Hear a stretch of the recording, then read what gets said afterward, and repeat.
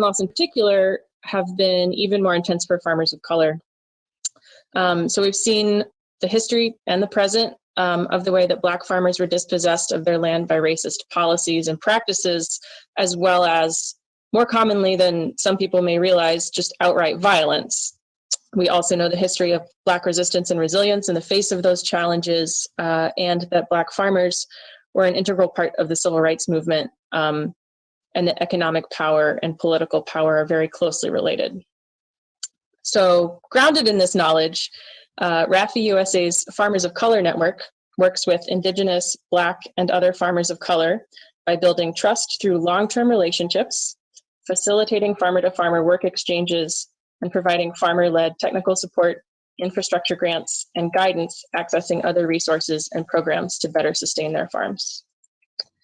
I also wanted to take a moment to acknowledge that while we're focusing on the connections between land and Black farmers and the historic struggle for civil rights, what we won't be able to really do full justice to this evening is how the story of land in the United States is also a story of colonization, genocide, and land theft from Indigenous people. That is a huge topic that we all need to acknowledge and understand and learn more about, but we won't have time tonight. Tonight specifically, we're hoping to situate today's struggle over how we conduct and participate in elections in a historical context. We want you to know that you are a historical actor in the history that we're making in 2020, and we want to make sure you have the resources that you need to take action. We are super grateful to be co-hosting this event tonight with Merrill Holloway, who is tonight's moderator, and his organization, NC100. They're doing awesome work. He's going to tell you a bit about it, and you should absolutely check them out. So on behalf of RAFI-USA, welcome. We're so glad you're joining us tonight, and I'll pass it on over to you, Merrill. All right, thank you so much, Margaret. Good evening, everyone. My name is, like Margaret said, Merrill Holloway. I'm the executive director of NC100, and we are a nonprofit. We're based in Rockingham County, but we have some connections statewide. We are connected and working with institutions, other small nonprofits, people who are committed to equitable distribution of resources and information. We are organizers at heart. Most of our work is in community organizing, youth development, and some economic development. And we believe that community organizing really is an avenue to support educational goals and workforce development, other community services. We want to be part of a new generation of powerful and engaged local leaders. I personally have background in credit union work. For folks that may be familiar with self-help credit union, a lot of the work that is foundational and some of the stuff that we did really was built upon looking at investor-owned and supported financial institutions that weren't lending money at the rates that was satisfactory to people in rural communities, Black people, women, other people of color, and kind of you look at where the credit union movement from 60 or 70 years ago to now, almost $2 trillion in assets and over 100 million members. So you kind of see how galvanizing and pulling people together makes a lot of sense and supports powerful economic justice goals. And so this aligned with a lot of the work that we do. We do some work with Rural Forward NC and social determinants of health. And so when we got an opportunity to work with RAFI and co-host and moderate this, we just jumped at the chance because we're perfectly aligned. So with that being said, Margaret, if you want to share a little bit of the logistics for tonight, and we'll get rolling. Sure. So we wanted to start by reminding everyone that this session will be recorded. We want folks who can't make it tonight to be able to still see it. The small group breakouts that we're going to do will not be recorded, but the private chats during recorded sessions do get sent in a transcript. So FYI, they're not as private as you might think. If you forget to turn your mic off and there's background noise, we'll mute you. It's nothing personal. In terms of kind of a general roadmap for the evening, we are going to start with a few introductions via chat, just to get a sense of who's in the room. Each presenter will present, and those presentations will be followed by small group reflections, just so that we can process that information a little bit, as well as meet each other. those 3 presentations and small group sessions will then be followed by some Q&A with all of the speakers, and we will have some time at the end to share some resources about these topics.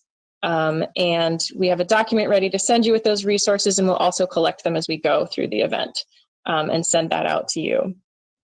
I think that is everything on my list.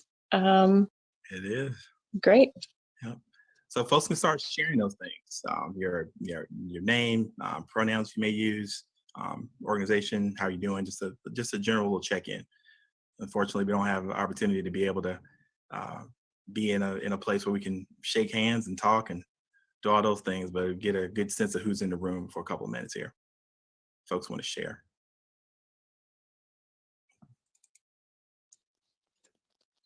We can just put those things in the chat. Put it in the chat. Okay. Yeah, it's really interesting to see where people are from, where people jumping on the call tonight. Where are you guys from? And what may have brought you here. So you have Mike Hansen here from Coleridge, North Carolina, regenerative farmer. Penny Hooper. Hi, Beth. Rafi. Lauren Greenspan. Hi, Lauren. Lauren and I work together doing some cooperative work in DC. Nice to see you. Sandra Rodriguez with Student Action with farm workers. Very nice. All right, thank you, PJ. In Raleigh via New Bern.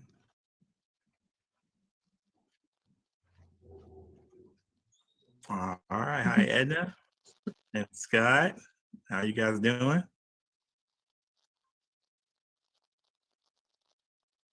All right, so we got a little bit of a sense who's in the room. So I'll put Jared here. And so yeah, folks, please make use of the chats. I mean, there are opportunities, like Margaret said, we will be in small group discussions that people get a chance to interact and talk a little bit and share. But if there's anything that you want to share, feel free to share in the chat. Randolph Keaton, Men and Women United Farmer Councilman. All right, nice to see you. April. All right, very cool. Well, I guess we can go ahead and get started, I guess. Does everybody want to go ahead and get started? We can go ahead and jump on in. So what I will do is I will direct you. So we will introduce each one of our speakers, and we're very happy to have our speakers here tonight. And there's so many amazing things that all of the folks that are part of these organizations and good work that have been doing. So there's no way I could do a proper introduction any real justice, but I will try to say a couple things about the folks, just so you get a little bit of where they're coming from. So our first speaker tonight is Lemishia Whittington, and she is a Deputy Director of Advanced North Carolina. And for folks who don't know what that work is, it is supporting and building political and economic power in Black communities and institutions in North Carolina. In the blog post that we'll give you guys access to, Lemishia talks about having a personal mission to be an advocate for agriculture, climate justice, economic justice, rural communities, and communities of color. And I think I saw that you are an avenging angel from Meredith from back in the day. So throw that little tidbit in there, but please take a look at the blog post that we have, and we'll provide that for you. And we will let Lemishia take it away. Thank you so much, Merrill. And yes, I am a proud avenging angel, Meredith College. So yes, good evening or good afternoon, everyone. As Merrill stated, my name is Lemishia. A lot of folks call me LA in the community, so either is fine. I appreciate Margaret's elevation in words, and would like to also elevate a land acknowledgement before I go into my presentation today. And just a land acknowledgement of course, the indigenous folks who are the original stewards of this very soil. And I think about this state, and as being a Black indigenous woman, I understand that duality, and we can't really get into the deep historical accord, as Margaret already elevated, of what exactly that theft looks like, and just like the permeating impacts on community. But you will see traces within my presentation today, because I have also incorporated some of my own family history. So you will see elements as we discuss Black land and economic prosperity. And so I'm just setting the groundwork today to talk about the many intersections of when we talk about land and how it's tied to political justice, economic justice, and even resiliency, right? And what does that look like for the future? And really am honored to be on the panel today and alongside amazing legends across the state. Just always honored to be in fellowship, but thank you to RAFI as well for the invitation. And so I'll share my screen. And please let me know if you can't see it, and I will continue on if no one says anything. Okay, great. So Black land and economic prosperity, identifying the web. And so I call it the web.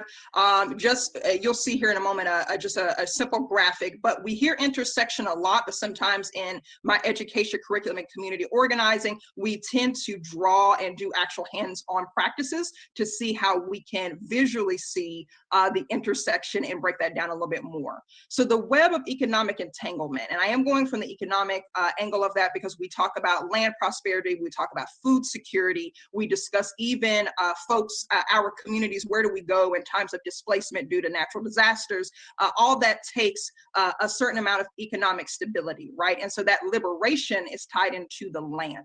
And so what are the webs of economic oppression, okay? And if we can identify the roots of oppression, we can begin to pull those roots and replace them with new, revitalized life that will give a new to what we need for thriving communities. And so we see Black land, Black education, Black dollars, we call it, and Black youth. And then of course, us is everyone, our allies, our people, the community that makes up our fight to fight these oppressive structures that have dismantled the Black community's ability to thrive on land, land ownership, education, dollar, and our youth development, and so forth.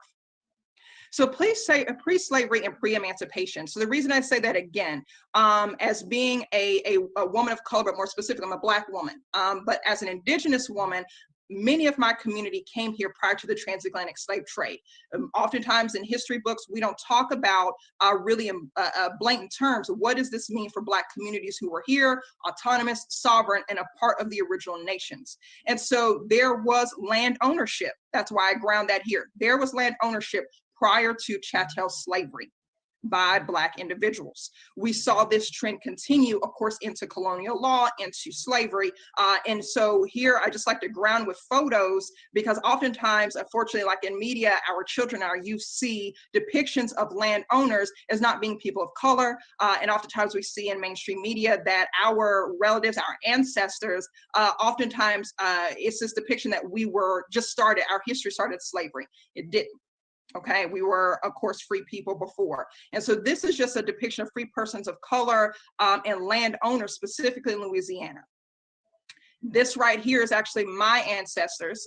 These are my 6 great-grandparents. And the land beside them is the land in which they are from, and that is called the Kingdom of the Happy Land. Yes, the Kingdom of the Happy Land. I had someone tell me that it reminded them of something on Disney. So I'm glad that it evoked that. And so these were my ancestors, the Carsons, Lucy and Harvey. And so coming from a generation of folks who own land, again, I like to ground the first images of a freed people, of a people who were enslaved, not slaves. So we can think about land and liberation in a very different way as we are reimagining where we go from here. So post-emancipation, the Reconstruction era. So when we're talking about liberation tied to the land, right, we saw that in our, of course, historical record, in some of our history books, if we read that upon emancipation during the Reconstruction era, when those 7 years were strong prior to the Jim Crow laws being established, that we also saw strong political power and the development of Black towns and Black cities. Well, it requires land to create Black towns. It requires land to create Black cities. So you see the direct link between Black political power, these representatives who were then elected at high numbers, and just think about how miraculous this is of a feat to do this not only 10 years, not only 20 years out from the emancipation of slavery, right? And this was before the civil rights movement in the history, right, in the 60s. We had 2 civil rights acts in the 1800s that we don't oftentimes talk about, but it was directly tied to the land. So speaking of these towns, this is just here highlighted when, and Margaret and Rafi will have some of our slides following this so that these are hyperlinked so you can see some of this imagery. These were Black towns and economic success stories. Black towns that were autonomous were established in 24 plus states. That is incredible just to think about the autonomy that land gave as an opportunity to develop hospitals, churches. When we talk about even, private planes were owned in Oklahoma, and I'll talk more about that later. We're talking about the prosperity tied to the land, the ability to thrive. Of course, North Carolina is my home, so I love to talk about North Carolina. Across the state, we had Black towns. We didn't just have one Black Wall Street. And I like to say Black Wall Street is a title because oftentimes we see Durham, but many folks don't know about Sycamore Baptist in Greenville, North Carolina, Pitt County. There were Wall Streets across North Carolina. They were economic hubs. Even in the Great Depression era, when other communities were going through the Depression, many took loans from Black banks. That happened in Oklahoma. That happened in the Wall Streets of North Carolina. We had an economic model. Black beaches in Wilmington, Atlantic Beach was a Black-owned beach. And then we saw, of course, where I'm from was a literal kingdom. It was called the Kingdom of the Happy Land, and it had 2 kings and 1 queen. And we'd love to talk about that offline. It's an interesting story. Won't go into it. But we had this model of here's a state where we had autonomy and a hierarchy that complemented the land ownership, right? And so these are just some towns and cities that are identified, that some are still in existence, some are still Black towns, and some, unfortunately, due to, again, we call it land theft, practices where towns couldn't get loans, other models of suppression and oppression. Now some of these towns, including the kingdom, are defunct. So Black land and the Black dollar equals Black generational wealth. The reason we call it Black dollar, let's break that down a little bit. Obviously, it's self-explanatory, but there's actually an annual practice of the community investing in Black entrepreneurship and small businesses to say that we need to give a focus to make sure that we are supporting Black economic growth. And how do we do that? So that's why it's titled that. In North Carolina, again, we looked at like the macro, right, of Black towns and Black cities, but let's look at micro for a moment. An example, Raleigh, North Carolina, upon emancipation, had some of the largest settlements in Raleigh, right, in Wake County. Oberlin Village was one. Oberlin Village had established amazing churches that are still in existence today, by the way, and still have parishioners. They had everything from farming. It was a major farming agriculture hub, and they were able to establish businesses and became Black middle class thriving towns. Okay, it was amazing. It's called Oberlin, a village rooted in freedom. Wilmington, as many are familiar, I think more and more, Wilmington was an example of fusion politics, right? Elected officials and professionals were there, 3 of the city aldermen. And I love these facts because it really grounds what was happening on the land. Members served on the Board of Audit and Finance. You had Justice of the Peace, Deputy Clerk of Court, Street Superintendent, political power. Coroners, policemen, mail clerks, mail carriers. You're seeing this intertwining because it's tied to the land and, of course, economic development, and that revolving cycle of funding and money in the community created these jobs and these opportunities. We also saw families were skilled craftsmen, right, and service professionals, bakers, grocers, mechanics, painters, watchmakers. Incredible. Right? And just think about all of the multiple jobs housed in one city. And it was an example of fusion politics for People's Campaign Movement and the current iteration. You hear that term fusion, I think, more readily today, but in Wilmington, they were doing it already. They had Black and white citizens together in office and thriving in this community. Oh, and finally, they also had restaurants and shoemakers and the like. Coming back to Wake County, I actually lived in this community. My entire family lived in this community when I came to school for close to 10 years. And it's funny because we didn't realize where we moved. It just felt like home. And then I realized why, because anywhere where there's land in history, I usually find myself there by destiny. So this is Method Road. This is one of the only nationally registered historic African-American landmarks in Raleigh. And even during the I-40 expansion that impacted Meredith, because I was there at the time, and NC State, it didn't impact this community today because they were protected as a National Historic Landmark. There's still a church there that they still attend every Sunday. City of Raleigh uses the same buildings. Even this classroom here, my brother and I have taught music in this very classroom as recent as last year, just the history. And the graduates from this school, they are still living around the community in historic method. If you go a little bit past historic method, you'll see E.S. King Village, Wolf Village for NC State, and other NC State property. But here's the thing, historically, all of that was historic method, all of it, even down to the U.S. Postal Service, the post office is on the corner near the railroad across from Meredith. That was the first Black postmaster ever in the state, okay? Again, it was because of the land. Web of land injustice, and again, theft of Black land in 150 years. So we're getting to something a bit more somber, right? The reality. During this Reconstruction era, as folks were either reclaiming land, like as my people did, because we were here prior and we already had land, but we had to reclaim it because we were now, you know, free people. And other folks who were purchasing land or through the initial promise of land to folks, 40 acres and a mule, we had thriving communities. But of course, this was met with violence, massacres, coups d'etats, and the like. This is Oklahoma, Wall Street. It is just one example of many towns across the United States at the same time that this was happening. Oklahoma, the Black Wall Street there had 21 restaurants, 21 churches, law offices, 30 grocery stores. You talk about food deserts and food insecurities. Well, guess what? 30 grocery stores, you're really directly eliminating through that cooperative model food insecurity when you have one area, one town with 30 grocery stores. So we begin to think of this, right? There's land. And then they even had 6 private planes. Think about that. The turn of the century, 1900s, 6 private planes in a Black only town. Here's where we are. Black Wall Street, as it was known, was the first city to be bombed by its own government in this nation. That land and its people was destroyed, terrorized, and displaced. So I know I'm coming up on my time, and I want to make sure, I'm going to flip through here, and again, this will be sent to folks so we can ruminate over, but I want to say those attacks continued. We have gone from 14% of land ownership to 1% of farmlands. By the turn of the century, over 600,000 Black farmers were removed from their lands. Heirs property prevented folks from receiving loans for their lands to actually renovate their farmlands. We saw that the attack is created by the systemic discrimination and lending practices, even by the U.S. Department of Agriculture. And we know that by 1975, just 45,000 Black-owned farms remain, and it still continues today that Black-owned farms and Black property loss is still at 30,000 acres a year, even to this day. So I'm going to skip forward. A lot of this stuff I've already covered, but I want to stop here because I know I only have 2 minutes.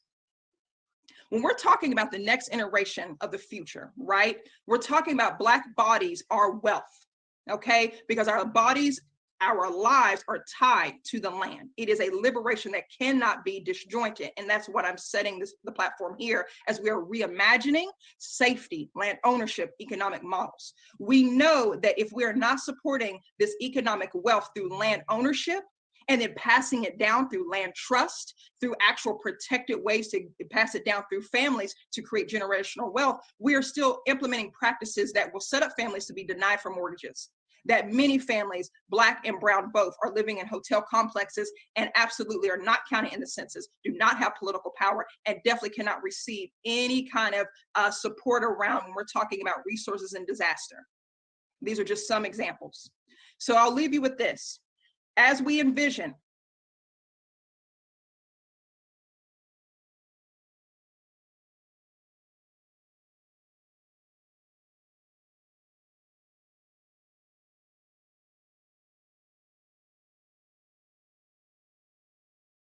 folks talk about 7 cooperative principles. These are some, many change and are different, right?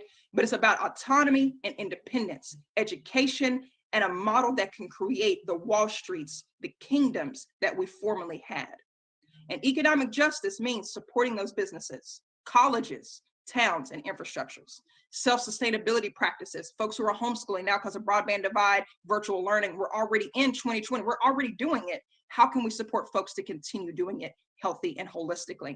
And then entrepreneurship support. There's 3 phases: owning a business, own the land and the business, develop land trust or similar protection, and rent to other Black business owners.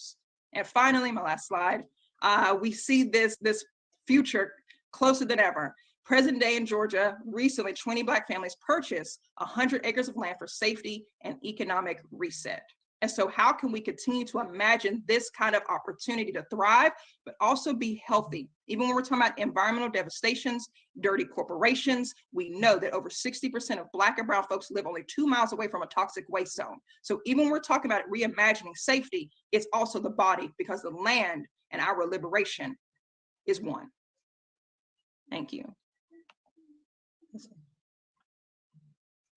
Thank you, Lamisha. I think that's very powerful. I love kind of the framing of historical context before you have these conversations, and the telling of a story, that there's just that this is recreation of things that have already been there, and there's not just some magical place that existed somewhere, that just everything happened in the right mix for it just to happen just out of the thin air.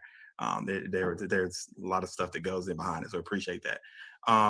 We are going to allow everyone to be able to have 10 minutes of reflection, and we're going to put people in small groups to kind of like talk a little bit and think about like where you're feeling and in reaction to some of the information that Lamisha just shared with us. And we are doing that we have those groups already set up.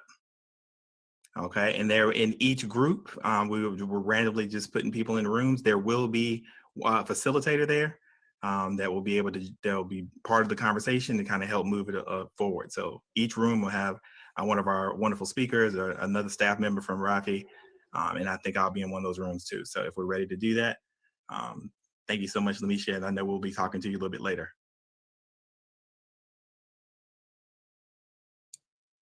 All right, those are really great conversations, and we are going to try to move and groove. We'll have opportunity for people to ask questions a little bit later. But again, for folks, so just so you don't lose where you were and what you were thinking, feel free to have questions in the chat.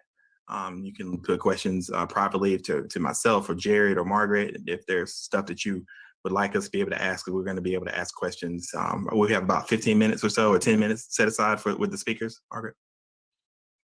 Okay. All right, so keep us on schedule, because that's what I'm supposed to be doing. So hopefully we can stay on schedule here. Our next speaker, and again, I will direct you guys to the wonderful blog post that RAFI has put together that details the folks that have joined us today. But the next voice that you will hear will be Courtney, and I can share a couple things about him that I just pulled out. If I can find that, I had that in front of me, and now I don't have it in front of me. Here we go. All right. So first thing I'd like to share about Courtney, very happy to have him here. He's has a lot of different things that he's done over his career. Just recently found out he's got some connections to my hometown. But he's with Blueprint NC. For folks who do not know a little bit about Blueprint NC, it is a network of nonprofits, nonpartisan organizations working across together with for issues against over racial lines to advance equity and social justice in North Carolina. Courtney is a native of Kinston. He is a North Carolina A&T Aggie, that I'm sure he's very proud to talk about, and officer with the NAACP, and is in the voting space. And we're talking a little bit about how this connects to elections and voting rights. Serves on the Lenore County Board of Elections. So Courtney, we will allow you and have you join us, come off mic and share with us your wonderful presentation. Take it away. Okay, thank you so much, Merrill, and I appreciate that introduction. Margaret, for actually my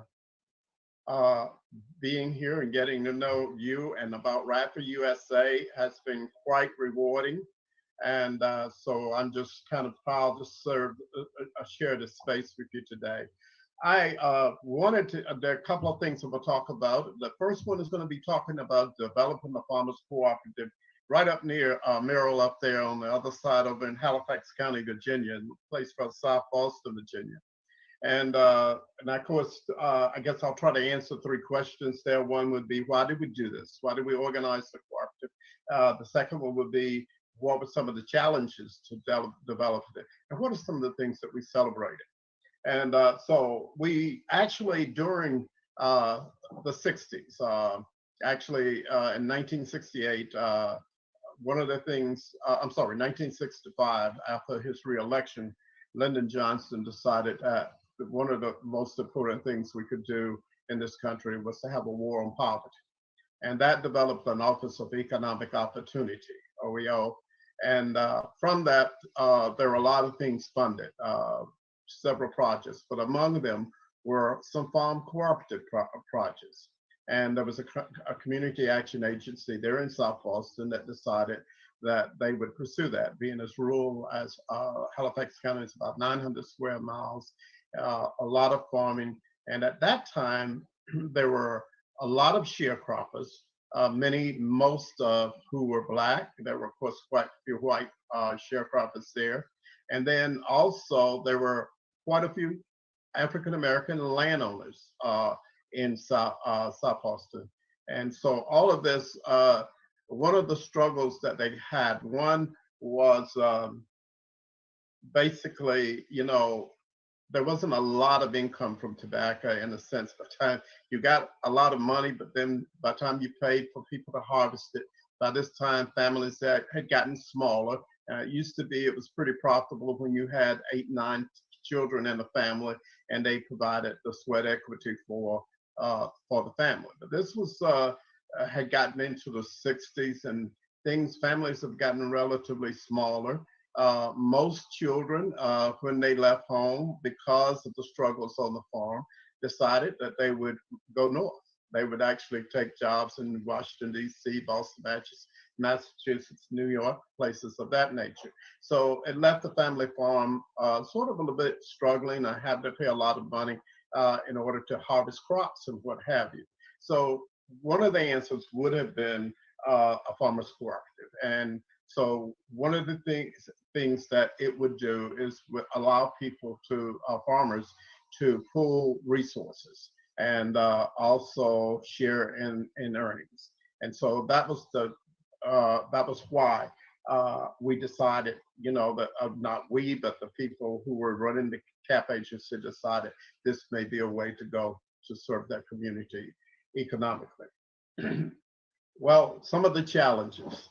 One was I basically heard, excuse me, I think it was Scott mentioned a few minutes ago when we were about the lack of services for farm service agencies. And that was a big challenge. Big challenge was in the 39 years, 30 plus years of the history of Farmers Home Administration, not a single Black farmer had ever acquired in 1969 a loan from Farmers Home of any kind. No farm loan, no housing loans, anything. And one of the first things that happened when we started this Farmers Cooperative was to have this big meeting. And this big meeting was open to everybody, all of the farmers, Black, white, whoever. Well, the wealthy farmers saw this as a big threat to their operation. First thing happened was that when we got there, the only person from a farm service agency was the extension officer, who was at that time the Black African-American extension agent. The white farm service extension agency didn't bother to come. Somebody came down from USDA from Washington, walked in, recognized that there were no farm service agencies there, apparently made a call. By lunch, we had all these people coming from everywhere.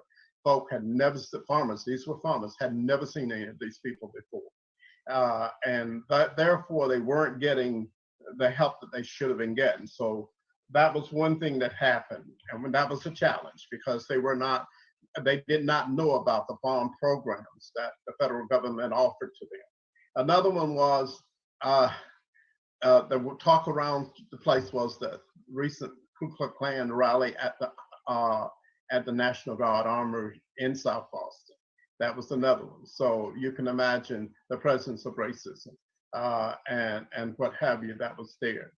and then there was this farmers cooperative served as a threat to landowners who had sharecroppers, because what had happened was they were providing supplies to their sharecroppers. In other words, fertilizer and also loans and these kinds of things. So, you know, by the co-op coming in, the co-op would actually alert farmers that there were other sources of getting money. There were other cheaper sources for buying fertilizer. So just moving along there so we don't take up too much time with this, but these were some of the issues that we had. So what happened was we went,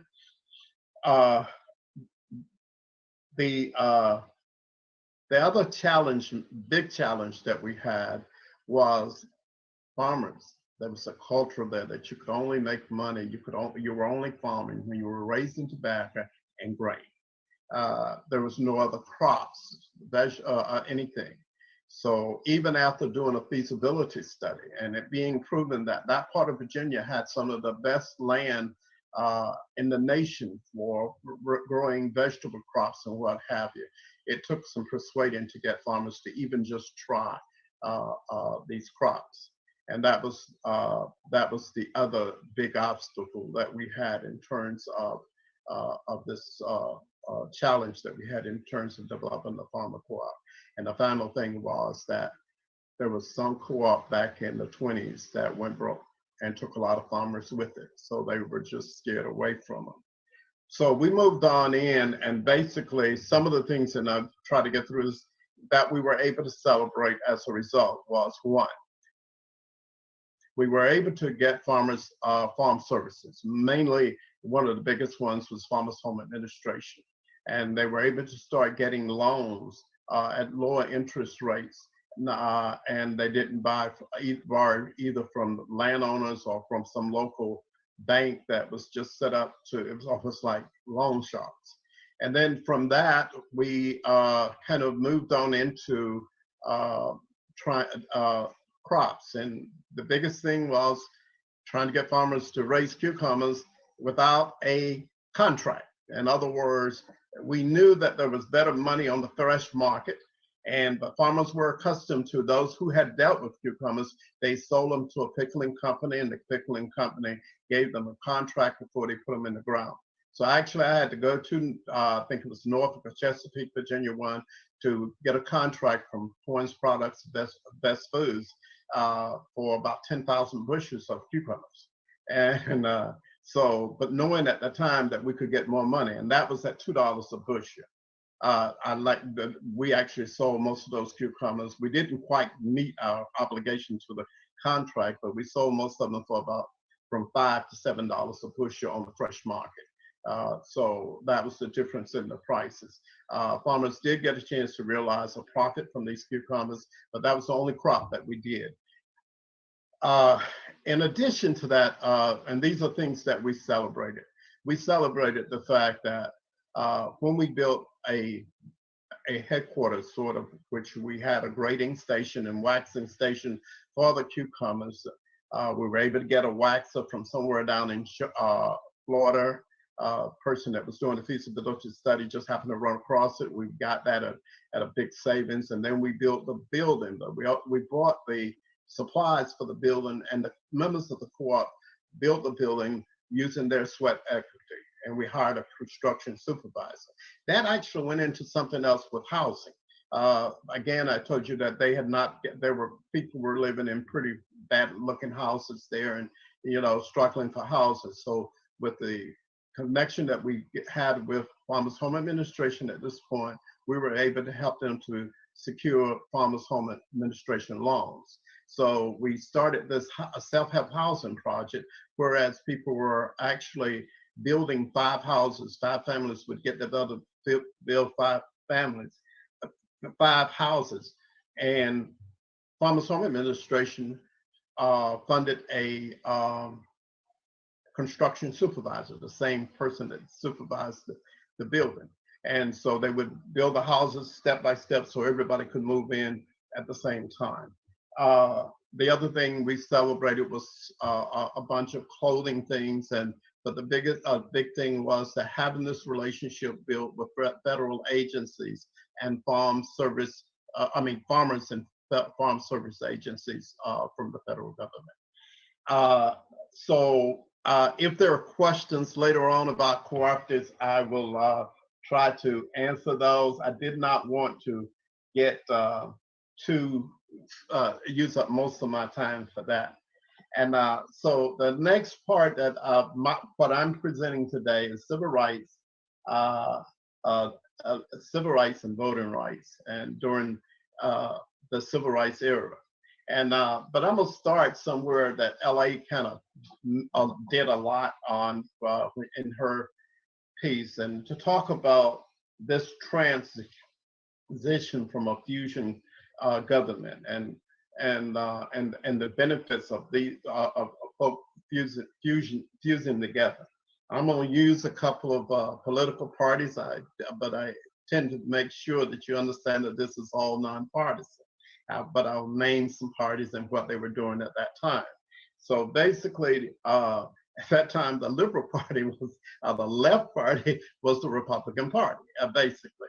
And what happened was in the late 1890s, they had, about mid 1890s, they fused together with a group called the Poplars, which were actually a group that developed out of the Farmers Alliance, and they were made up of 4 white farmers for the most part.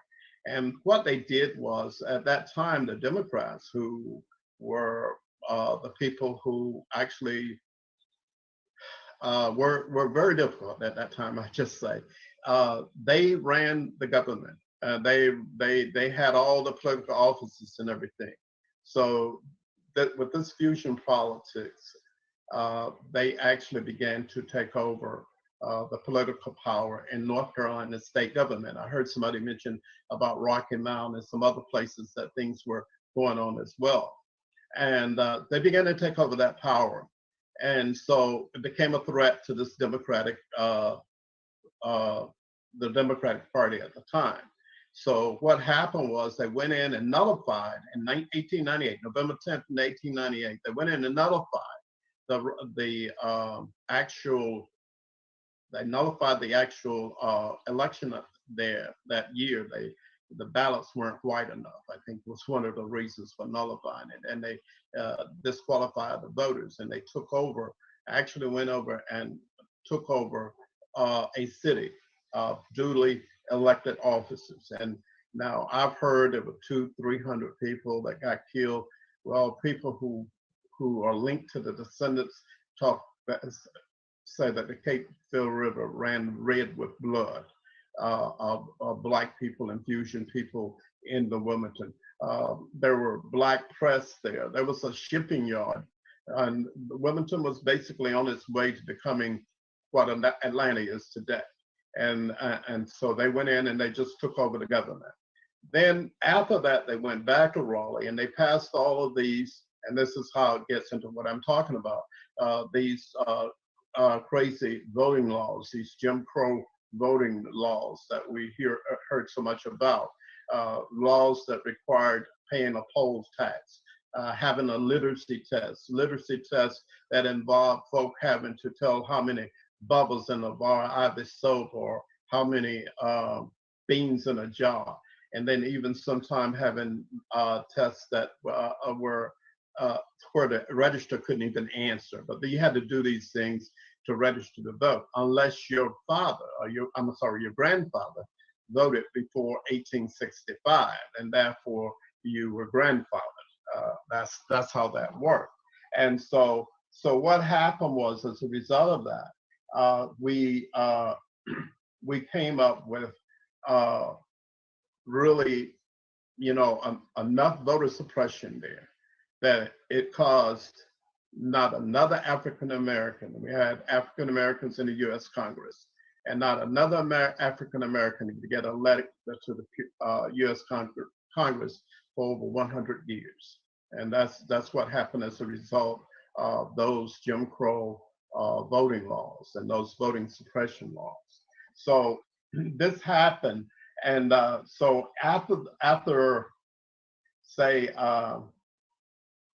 as we moved into the civil rights era, and that's, I guess, most of that time, when we talk about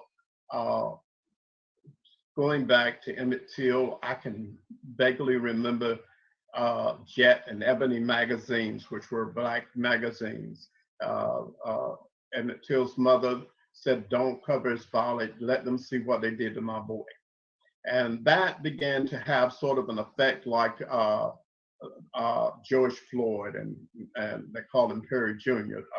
But that had that same kind of effect on the nation, and people began to start looking at what was happening. This happened just after 1954, when Thurgood Marshall, who was then general counsel for the National Association for the Advancement of Colored People, had won the Supreme Court decision, Brown v. the Board of Education of Topeka, Kansas, which what that actually did, instead of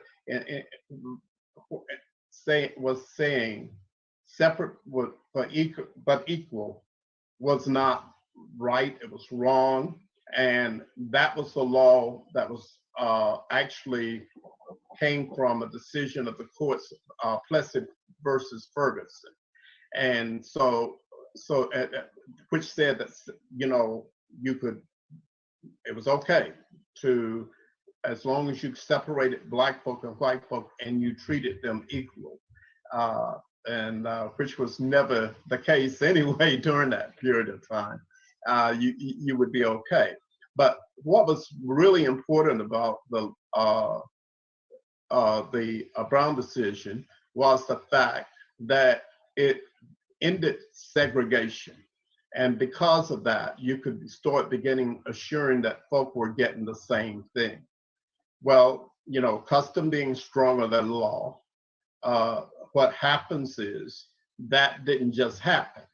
So it took Rosa Parks refusing to give up her seat to a white man.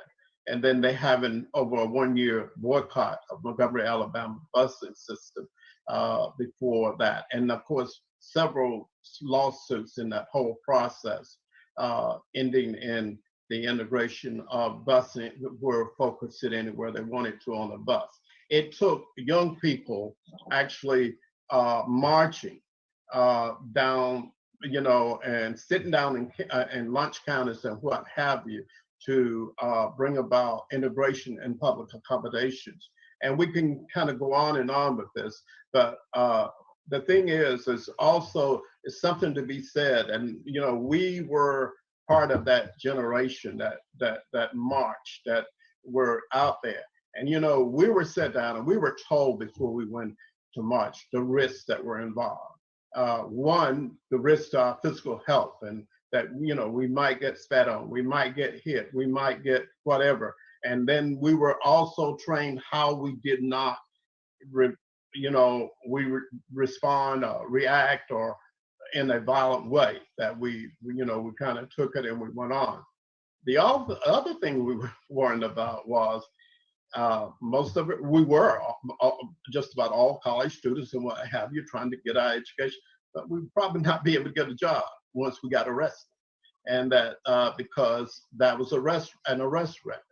And of course, there was always, with Black people or African Americans, folk looking at a reason for not hiring them. And so that was just ideal. You had that arrest record, they could just kick you right out. But, you know, I think most of us saw that the jobs they were trying to kick us out of weren't worth having too much anyway, until we got some changes made. So these were the kinds of things that went on through the 60s. Well, you know, the thing was, there were policemen. There were, you know, when we talk about Fannie Lou Hamer, and we talk about, you heard the John Lewis story. Who beat up John Lewis was State Highway Patrols, for Alabama State Highway Patrol. People who had somebody beat Fannie Lou Hamer was the Mississippi State Police. And we can go on. And these people, so what happened was, right after the election of Lyndon Johnson in his reelection in 1994, which in 1995, Martin Luther King went to him, Dr. King went to him and said, Mr. President, we're going to need a voting rights law. And so then they got in this exchange about whether we needed a voting rights law or whether we needed a war on poverty. Well, finally, Johnson said to Dr. King that, well, we're going to get this war on poverty started and then we'll come back to that. So, of course, Dr. King goes back to Alabama and they decide to plan this march from Selma to Montgomery. And you pretty much know that story. And of course, what happened with that. And of course, it took that finally for Lyndon Johnson to say to Congress, we needed a voting rights bill. Significant thing about that was it outlawed all of these draconian Jim Crow laws. It outlawed those, and people could register and they could vote, and that was pretty much moving real well. Places that had a history of using these discriminatory practices to keep people from voting were covered under something called pre-clearance. So we did real well until 2013. And there was a case called Shelby, Alabama case versus Eric Holder, who was, of course, the Attorney General at the time. And that ruling didn't come down to favor, and it got rid of the pre-clearance component. Now, the law stays in place, but it got rid of the pre-clearance component of that Civil Rights Act. And as a result of that, North Carolina, it being the first zone to come out with a voter ID law, a law that was actually basically, as the courts referred to it, as a law that attacked African-American voters with surgical precision. And what happened was, after that, then of course, that got struck down. They came back with an amendment. And then, and then that is on the court review right now. So these are the kinds of things that has happened over the years as we have dealt with voter suppression, and it has hurt. Voter suppression has been very costly to the African American community, and it's even and now even so, what has happened? The other piece of voter suppression has been gerrymandering, and right now in North Carolina, and this is one of the reasons. Corey, I just hate to interrupt. Before you go into the gerrymander, and I want to leave some time for people to ask some questions. So we'll put a pin in it just for a second and have people think a little bit about what they've heard, and write down some notes, because what I'd like to do is like this. That was a wonderful continuation, kind of reflecting on like you have the historical background to kind of be able to work forward to talk about systems. You have to have that context. But let's go to we're going to skip the discussion sessions and combine them into a larger one. And that will allow folks to be able to ask you questions that you'll be in that room. And then when we at the end, be able to share a little bit about voter suppression and some of those specific things. And then, of course, hopefully people will be able to get in contact with you and ask further questions. But what I'd love to do is we're going to spend about 15 minutes talking to Pastor Blow. Want to again refer you back to the blog post that has more of information about Pastor Blow than I can share. I'd also always like to highlight the school piece, and so we got another A&T Aggie and also ECU Pirate with Pastor Blow in Snow Hill doing work with the school system, assistant bishop and district elder of the Northwest Conference, and pastor for a couple churches in the part of the state.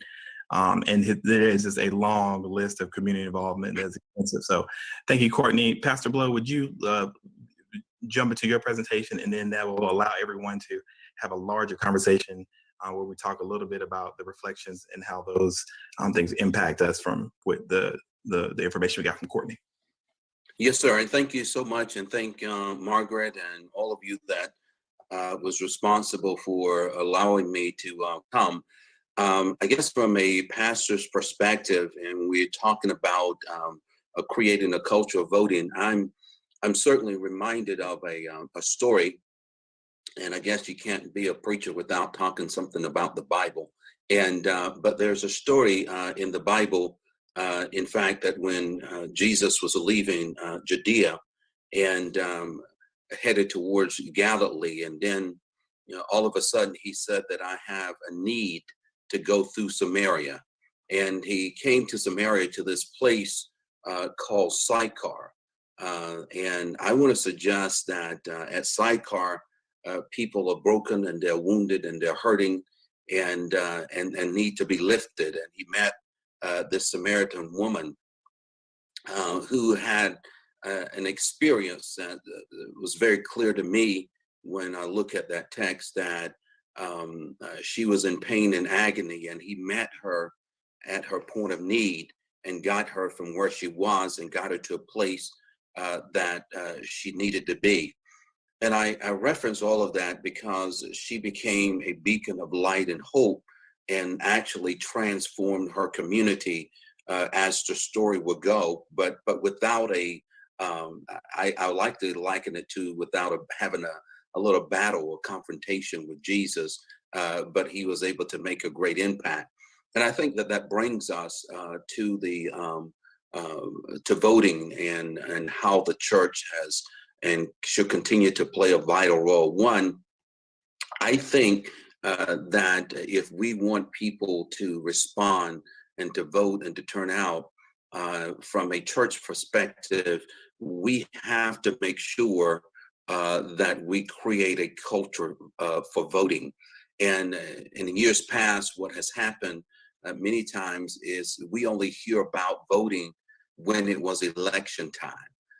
Those elected officials or those that are running for office would in fact stop by the church, and they'll leave you an offering and kind of beg you to vote for them. But what we began to do was how we began to create that culture.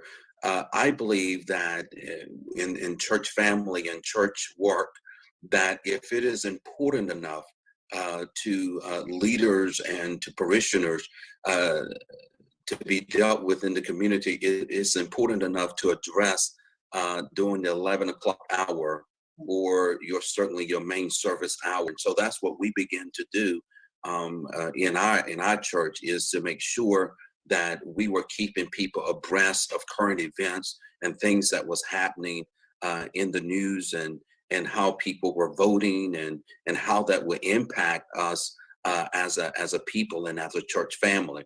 So we started that, and then we began to hear others talking about to their family and friends that this is why we have to vote, because they got to know the candidates before election time. Because at our church and our campuses, we began to create that culture, making them aware of issues that will have an impact if we don't vote the right way, or if we don't vote based on people's policy and things like that.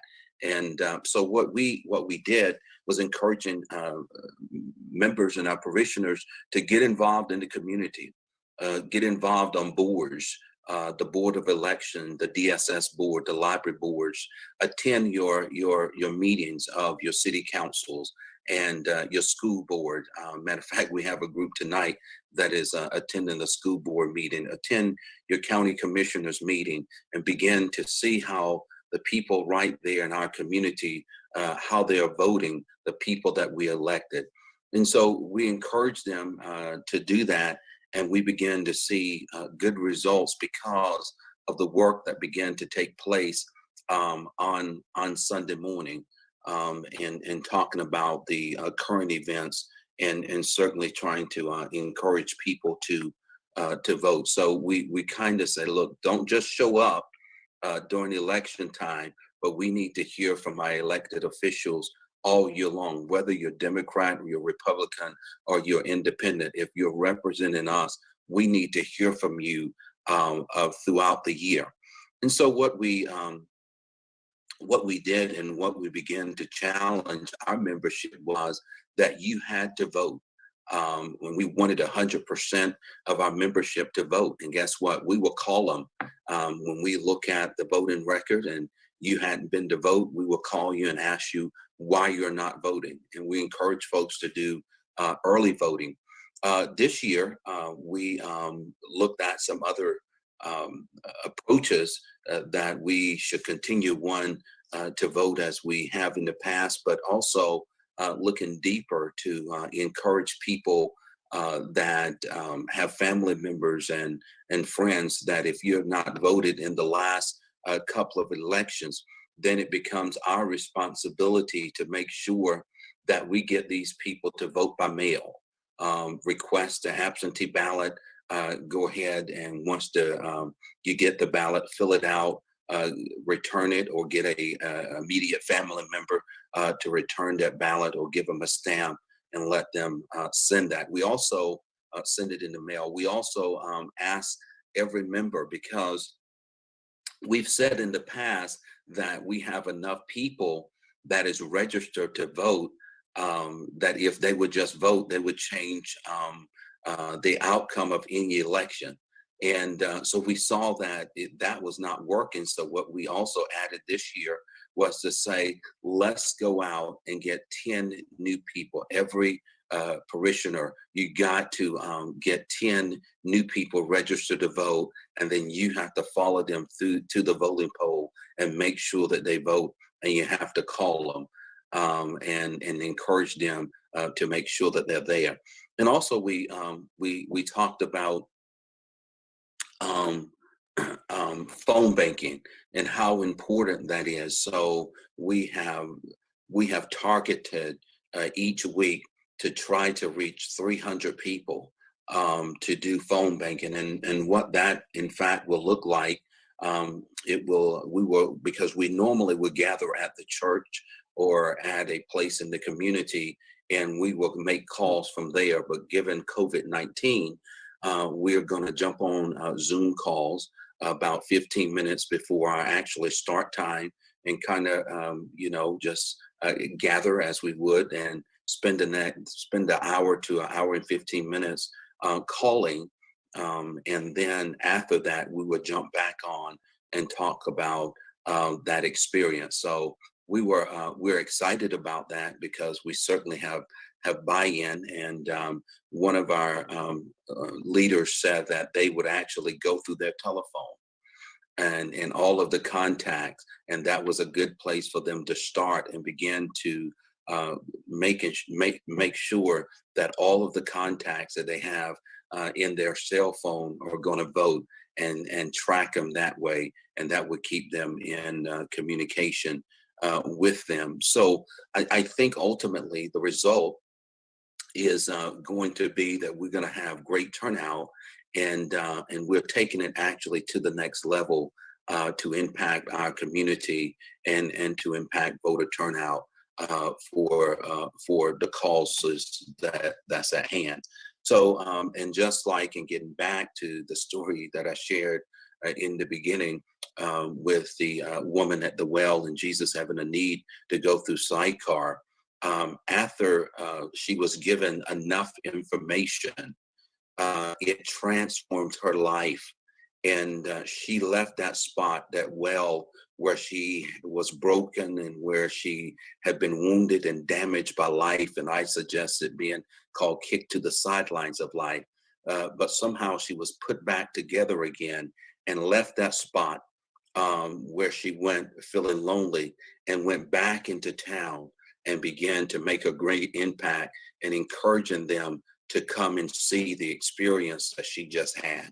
And so we believe that this is the same work that we're called to do. One, when Jesus left Judea, headed to Galilee, he said he had a need to go out of his way. So if we're going to do this work in church and in ministry, we have to go out of our way beyond the walls of the church, and making sure that we impact the community in a very positive way. And so we also understand, at least for the community that I live in, which is Greene County and Snow Hill, that many of the pastors here of our approximately 40 African-American churches, many of the pastors do not live in this community. If anybody that knows anything about Greene County, they call it a bedroom community because many people live here, but yet they have to go outside to work, to go to the malls and things like that. So many of the pastors, they come to serve their parishioners or churches that they've been selected or elected to serve, and then they go back to their places. So part of my responsibility, I believe, as well in our church is to also keep those pastors abreast of what is going on in our community. And we do that through conference call and meeting with them periodically, and also inviting our elected officials to be on conference call with pastors in our community. And I think it creates a unifying effort to kind of push us forward and move us in the right direction in helping to create not just in my local assembly, but throughout our county, a culture of voting and getting excited about the work that we're called to do. So we'll meet people at Sidecar because people are hurting. They're hurting for the various reasons, like not having Medicaid expansion, hurting for the various reasons like voter suppression that was alluded to earlier. Most recently, our Board of Election was having a big debate about where to have early voting. And one of the board members raised the issue that our election office is too small, and given COVID-19, that it would not be safe. So we have two places to vote, which is the Board of Election and one of the community centers. And someone wanted to raise an issue about that it was not safe in that particular place where they were going to have the early voting site. But then when we look at it and we start mapping it out, that place where an incident occurred is closer to the schools, but they never raised the issue about it being the lives of young people in the school every day, or a county complex is closer to where the voting site was, in which is documented never had a violent incident to our knowledge. And so we have to kind of look forward and see what it is that we want to do and how we can move forward and keep working together to unify. But as a result of that, having someone on that board who also helped create the culture of voting in our community was one of the reasons now we are having that voting site for the safety of our community. So I think the work continues not just at election time, but moreover that it is done throughout the year and every single day of the year. Thank you.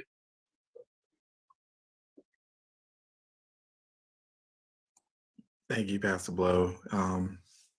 I think a lot about that, about how to be involved, how to stay involved, how to bring different folks into conversation. So thank you very much. We did want to have some time for folks to be able to go back into small discussion groups and think a little bit about what you've heard, how that applies to you personally or your constituency. So if Jerry, you want to throw us in groups, and we'll try to, we had 10 minutes scheduled, but we'd love to be able to have as much time for people to be able to ask questions either off mic or through chat. So we'll try to stay in that 8 to 10 minute range, but I'll defer to the RAFI team on how long we stay in discussion groups. But we are back. So I hope everybody had really great conversations like we did. I really love having the time to be in these small groups. We should have, we are at 7:30. I believe we said we wanted to get you guys out of here on time.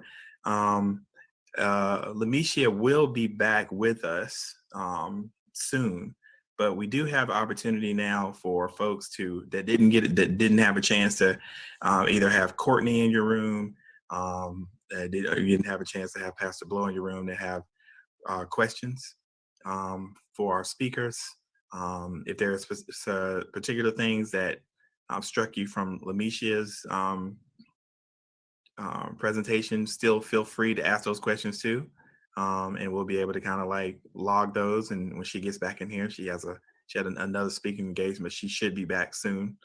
But right now, while we have Pastor Blow and Mr. Patterson here, let's take a couple minutes to ask some questions. So we can either come off mic or we can do in the chat.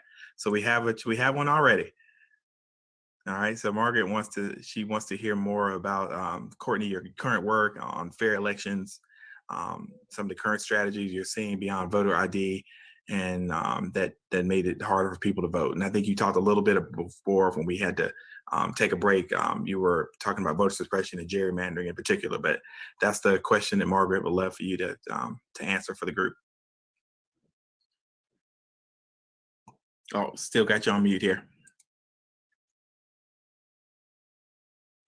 So, Margaret, what we're doing right now and is a lot of work is centered around voter protection, and that is protecting the vote, but also because of the uprising of groups like the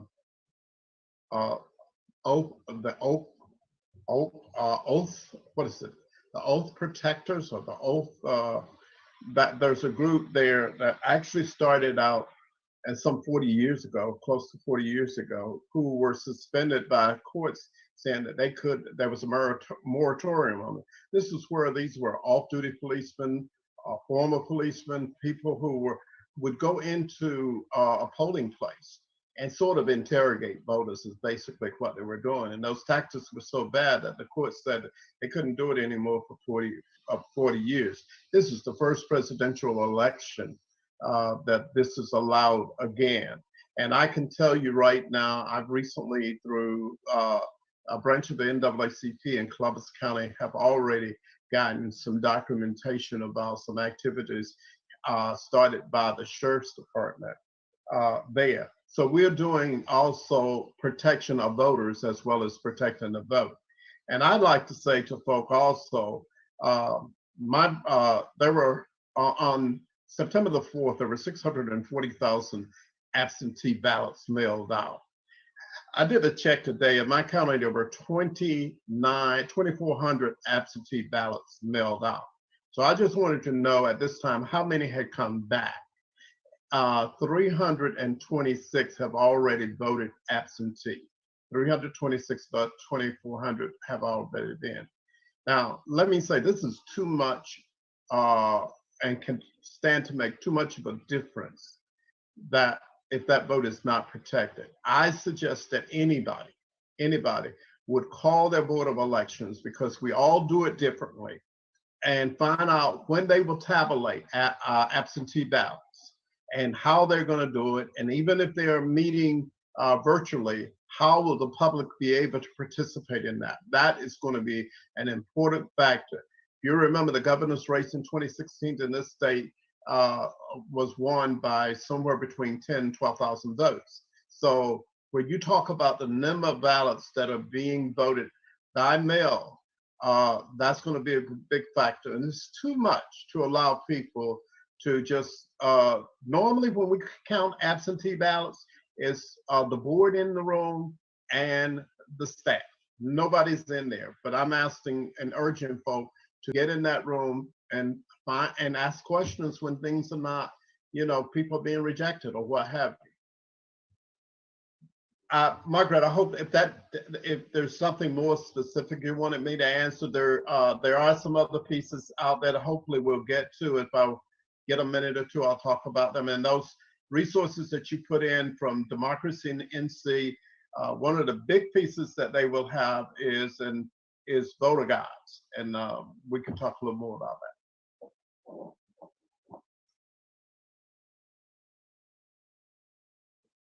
Are there other questions that folks have? I know in our group, Lamisha, I just wanted to make sure that I voiced this. I think Mike is still here. I'm not sure, Mike, if you want to come off mic, if you were able to get your microphone to work. But two of the things that came from your presentation was being struck, about the additional places that were Black, other than Black Wall Street in Durham. And then the topic in question kind of came to like, how do you, what's an initial strategy to kind of change systems in place that eroded these already full established economies, and then how to have young people be involved. So those are the two questions that kind of came during our small discussion group. So I'll throw those out there. Thank you. And just appreciate everyone's flexibility. I actually had to hop off and talk about state sanctioned violence, which actually land came up. You never know where land and gentrification will come up. And that'll actually go into part of my answer to the first question. So there are so many intricate ways in which land loss has occurred, right? And I kind of elevated that, right? So when we're talking about reimagining systems and what needs to be dismantled and then put in place, we also have to talk about the policies, the laws that has allowed for other, and we don't think about land in this sense, right? So when I spoke about food insecurity, right, and we talk about some folks, food deserts, that term doesn't resonate with some communities, because like I'm from a rural area and we didn't think of ourselves as being in a food desert. It just, was a, once a month drive out to the grocery store. And so when we talk about reimagining, look at zoning laws. Look at competition clauses. The fact that a Walmart is in your area 1 mile or less from your home, and then all of a sudden Walmart Supercenter, because of thriving community, of at least what they want in growth, when you have your downtown commissions or whoever is a local elected leader may envision more economic growth, more jobs. But then what's left not on the table is the fact that if you allow a competition clause between that individual who's brought that business in, that original Walmart, to sign with the land there, the land, right? The owner that says, okay, if I move, you can't allow anyone to move that is similar to my business within 5 to 10 years. So that means that community will now be, if they do move to a new center, it's a bigger Walmart, just use as an example, because that happened in my community. Now a neighborhood is 5+ miles away from this new Walmart Supercenter. And we don't think that's how that food desert was created. So there's so many ways to reimagine and re-envision what we have to dismantle, right? And so, when we look at practices, we have to look at zoning. We have to look at the structures in which, and Courtney mentioned this, what are the political structures that we're supporting folks running for office, but creating that connection that being an office holder is direct accountability to the folks who live on that land. And if the person who is holding that office is from that community, they have a unique, purview that says these are the issues that has impacted my community, and they can speak the cultural language. So you're looking at different angles: political power, food insecurity, gentrification.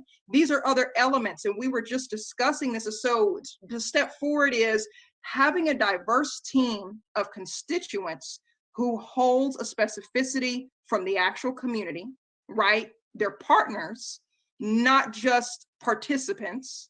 They're, you pay them for their time, and they're actual partners because they're building a community that will be their community. And diverse constituents, I don't mean that in ethnicity, I mean in specificity, because each community holder also holds a level of expertise. If you're a rural, me, I'm a rural girl, rural woman now, I understand what it means to live in a town that got its first stoplight when I was almost 20. I also understand what it means to literally have a butcher who he was through my great-grandmother, mother, and then retired around my time in high school. We understand those contexts. Who do you have at the table? And I think Rafi does a great job with this. I know Merrill does, Courtney, all the folks that you see here today does a great job. But envisioning systems mean looking at policy demands differently, looking at the intersection of what policies are created to allow systemic impact on land loss that isn't directly labeled land, right, in the policy. Number 2 is having diverse constituents around the table, paying them for their time, and making sure that the practices that are centered there is made by the people who have to live and endure those practices, those policy points. And then 3rd is not being afraid to say that our Constitution, be it North Carolina or US, is garbage. Oh, I said that. That's really blunt, y'all. It's garbage. Okay, the fact that it can be gerrymandered and we can't change that because it's in the North Carolina Constitution, and those gerrymanders perfectly match all of the environmental dirty corporations in the Black Belt of North Carolina. That's not happenstance. When you have over half of historically Black colleges and universities in North Carolina was packed in a single congressional district, and that same district has coal ash, you diluted the youth's power, which goes to your second question. How do you get the youth involved? Stop the folks who are impacting and impeding their civic desire to elevate their constitutional right. And that even goes to gerrymandering. We completely halted an entire, as a state, when I say we, no fault of ours here, but the state literally impeded students of color from being able to vote how they wanted to vote for their own communities, even down to A&T University, where their campus was split in half. And when students and youth see that, how can we be connected to land when the land can literally be politically divided between our very legs when we stand in the middle of the street? That's your land. So it's so many layers that for youth, and we say young people, I was active, I'm still young, great, but you know, I've been in the game for about like 17 years, even though some people look at me. And when I say youth, we don't like disingenuous. The youth are completely different. They're a different breed, y'all. They were protesting all pandemic. A pandemic didn't scare them. It was a global march. It's different. And so they're already involved. They're just looking at how are we dismantling these policies? What legacy are you leaving? And then they're leaving us if we are not getting with them. They're done. And they're already engaged. And people who see that engagement will then become more enthralled by that engagement because they see that their fellow peers have been responded to.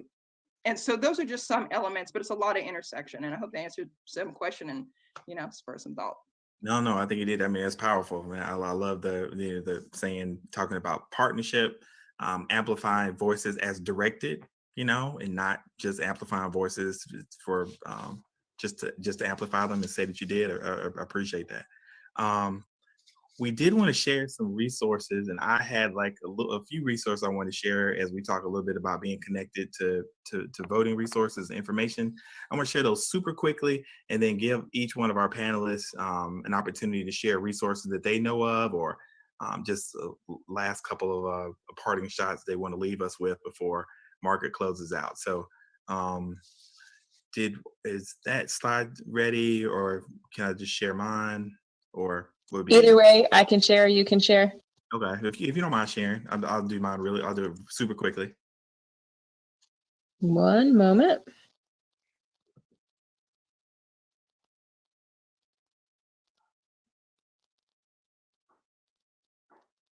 Just a couple things, folks, and I won't take too long in this. So I think you've heard, and Pastor Blow talked a little bit about having partnerships with Democracy-NC, and there are other places that are supporting voter education. But one of the things that that's been super helpful to get information is Democracy-NC. They have been working with, I think, about 45 or 46 other nonprofits and different organizations to do voter education, to get people out to be knowledgeable at Board of Education meetings and give some folks some strategy. They're doing online pledges.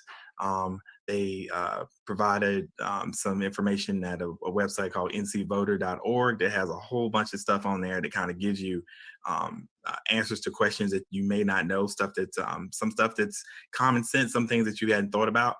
And of course, State Board of Elections has some information there. A lot of folks that are doing voter registration are going through the DOT, through the DMV. So those are a few things that we found to be pretty helpful. And then the next thing really quick, and I think Margaret and team will provide something that's out there that you guys can have a full list of the resources that are being shared. So Lamisha is sharing some stuff too. One of the things that Democracy-NC is doing through these communities is encouraging folks to either by paper or through online pledge, it's to just create a plan. You create a plan, just basically says whether you're registered, what you need to do, and you're sending that information to them.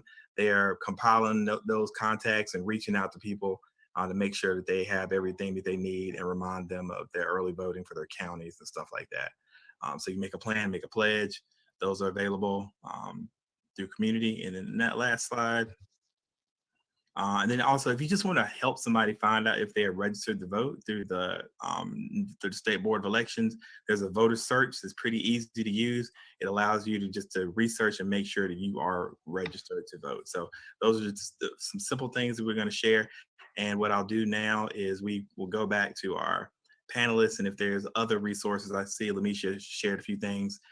If each one of our panelists want to share some resources, please do so. And if there's any other things that you'd like to leave our folks with before Margaret closes us out, we've got about 5-6 minutes. We can do that. I can keep it real brief.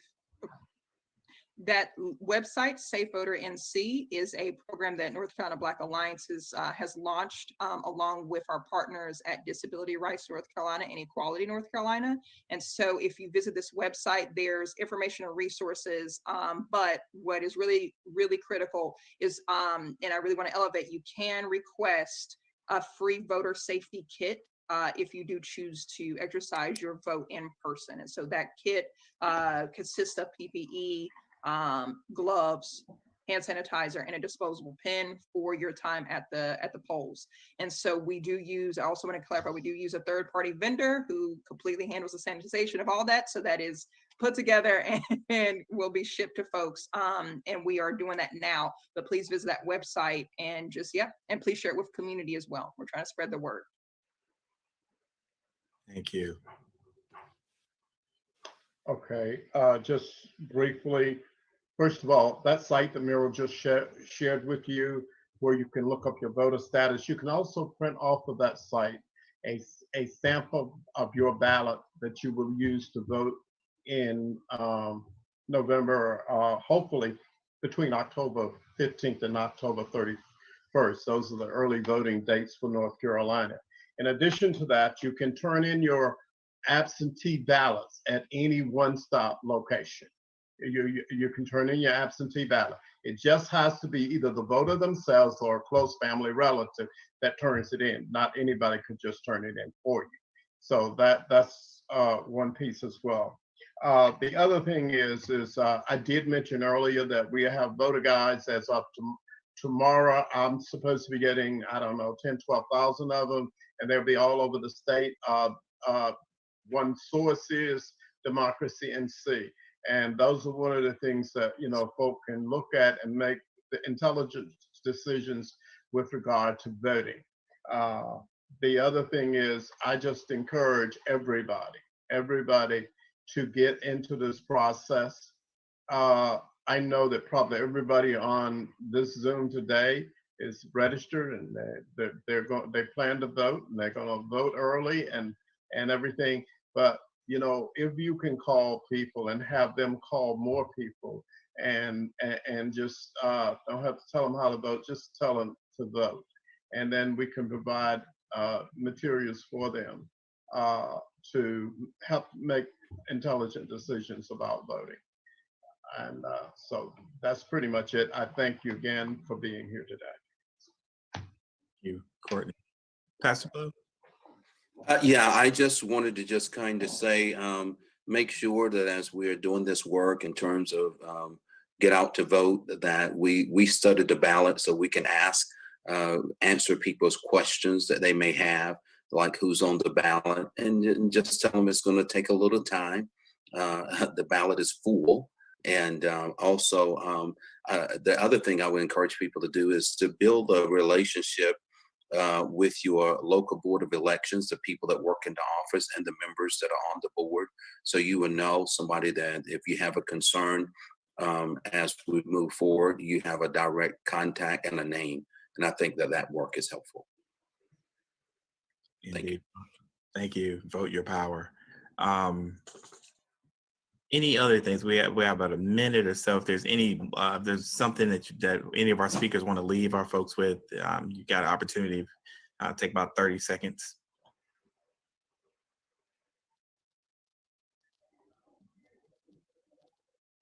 If there's any other additional stuff. This has been really edifying for me, and I really appreciate the opportunity to be with you guys tonight and here. To just, you know, there's some information that you think you know and you don't have full context, and it's super helpful to kind of get some details, and I'm looking forward to to further conversations down the road with Lamisha and Courtney and Pastor Blow. There's so much information that we got today that I would love to know a little bit more, and I'm sure a lot of you feel the same way. So if there's no other parting shots from our speakers, I will hand the mic over to Margaret and close this out. This has just been a wonderful evening. 2 hours just went by just like that. Thank you so much. And thank you so much for moderating, Merrill. And it has been a pleasure to work with you. And I feel also so grateful and lucky to have met and gotten to work with Courtney and Lamisha and Pastor Blow. So thank you for the work that you are already doing and for taking your time to do this. A couple things I want to highlight before we leave. What Pastor Blow was just saying about knowing who is on your ballot. So true, there's so many state and local elections happening that really impact the well-being of farmers, of workers, and North Carolinians in general. And RAFI recently hosted a candidate forum for several of those state level races. We will include that recording in the resource list we send out, but I learned a ton about the candidates, and including candidates for Ag Commissioner and Labor Commissioner, among others. And I think it's really worth checking out that forum if you haven't. I want to tell you about a couple things that are coming up on RAFI's calendar. The Farmer of Color Network that I mentioned at the beginning of the call will be having a series of webinars targeted for farmers of color on issues like farm legacy and estate planning, cooperative development and food movements, social media, online marketing, land access. We will send you those dates. If that's you, or if there are people in your life you know who might benefit from those webinars, please help spread the word. We are also continuing this community conversation series, which is through the Come to the Table program. We're going to keep adding events. We're learning too much, meeting too many people to stop doing them. The next two are really for pastors. There is going to be one on September 30th about fiscal trauma specifically for clergy, and one that is sort of like a wellness check-in for pastors on October 9th. So we'll send you all that information. Hope you can come or tell the people in your life about it. And the very last thing, as always, is that we would love for you to fill out a very quick survey and evaluation of this event. I'm putting the link in the chat, both about this event and your ideas for future events. We really appreciate hearing from you on those. And I think it'll take you less than 2 or 3 minutes. So thanks for filling it out. I think that's all I've got, just beyond an overwhelming sense of gratitude for meeting y'all and being in this work with y'all. And, let's work as hard as we can between now and Election Day to make sure that everyone has access to the ballot and that everyone gets to have a say in our government. So thanks very much. Thank you so much for your time.